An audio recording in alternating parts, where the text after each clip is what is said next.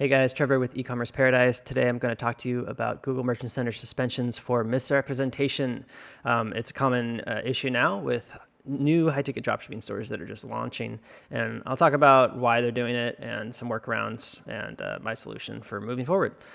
So if you're first time listening, definitely get my free niches list for high-ticket dropshipping at ecommerceparadise.com/niches. Some great niche ideas there, high-ticket product ideas, and a mini course as well if you're just getting started.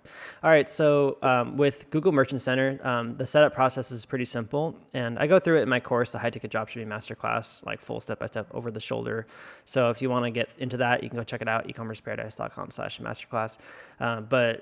Generally, the setup process is pretty easy with Shopify, especially, and using Shopify apps. But the problem is that they tend to suspend almost every single new store account that gets created now. That is a dropshipping only store.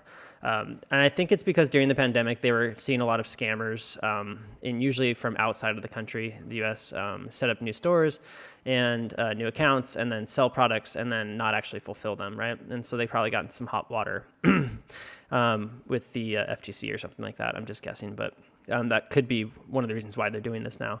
But if you are a brand new store and you are basically putting on a virtual address, like a virtual office address or your home address, and then on your website you have a bunch of brands with big expensive products, and no like specific fulfillment center address listed or like warehouse listed, or obviously like a storefront of your own, then they're going to see that and they're going to know you're drop shipping. Other clues to them that you're new are that your domain age is young, that maybe you don't have a big social media following yet on other channels. You haven't like trademarked your business name yet. So there's a lot of other ways they can figure out that you're a new business, and they just don't really like that new businesses are selling products on a Shopify store that are big and expensive and have a lot of them, and they're all in stock, and that kind of thing. There's a lot of little things that they don't like to see anymore because it's just too high risk for them. I think Google wants to go after more of like the private label, like direct to consumer brands and stuff like that.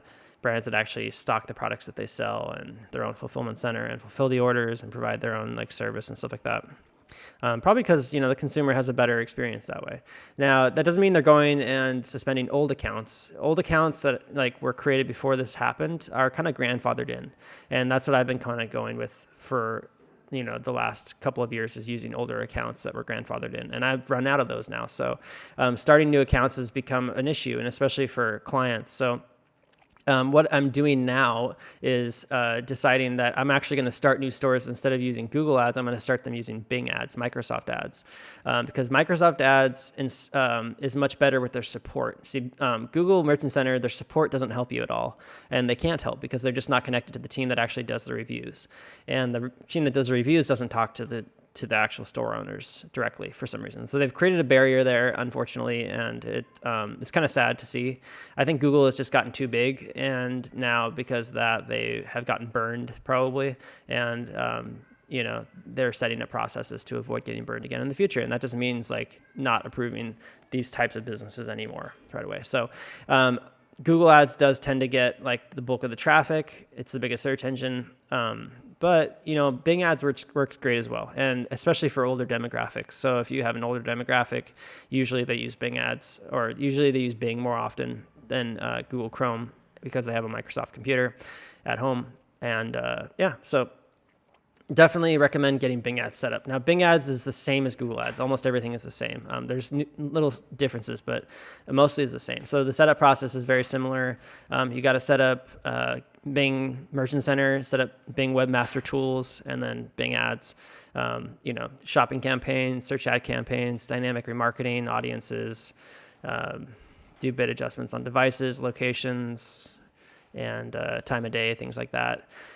So that's kind of what I'm recommending now, is actually to go through the process of setting up Bing ads first, getting approved there, getting your store launched, get traffic going, and then going back and getting Google ads going after that. Now, you can do Google ads without doing Merchant Center. So that means like search text ads basically, and dynamic well, you can't do dynamic because you don't have a feed, but you can do basic static remarketing ads and search text ads.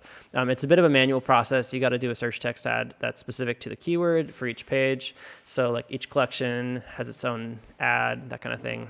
Each product page has its own ad, which can take a lot of time and be a very manual process. And the CPCs can vary drastically from the CPCs of the shopping ads, and usually they're much higher. So, and I don't know, the traffic tends to convert though, because it is a more targeted keyword. Sometimes Google Shopping will send traffic to your listings that isn't as targeted just because it's more automated. But yeah, so that's what I would recommend moving forward for all of y'all as well. When you want to launch new stores these days, is that you actually just go ahead and set up Bing ads first and go that route. And then later on, when your store has reviews and a larger social media following and email list and higher SEO rankings and older domain, that kind of stuff, then think about setting up Google Merchant Center and Google Ads. You may not get as much traffic, but I'm pretty sure you'll get some decent sales. So you just kind of have to do it, because almost everybody that I talk to now is getting suspended for new stores and new store accounts. So Google Merchant Center is just they're kind of like being rough and tough these days. So you just got to work around it and do what you can and try to still scale your business. It just is what it is. So, yeah. And another thing, just kind of like as a side note, setting up new Google Workplace accounts, which used to be called G Suite or Workspace or Workplace, I forget. But G Suite is like the way that you can set up a business email with Google. They require you to have a separate phone number for each account that can accept text messages. And now it's just like one number per account. So when I set up new accounts, they won't accept the same number. It's like, it'll give you a little message that says you set up too many numbers. So Google really is like trying to avoid having scammers as much as they can. And they think that these people that are entrepreneurs that are setting up multiple stores will,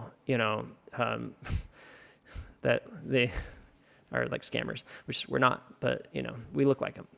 We follow the same kind of like characteristics as scammers might do. So it just is what it is. So what you got to do to work around that is I would recommend setting up a GoDaddy account and use their Microsoft 365 email platform.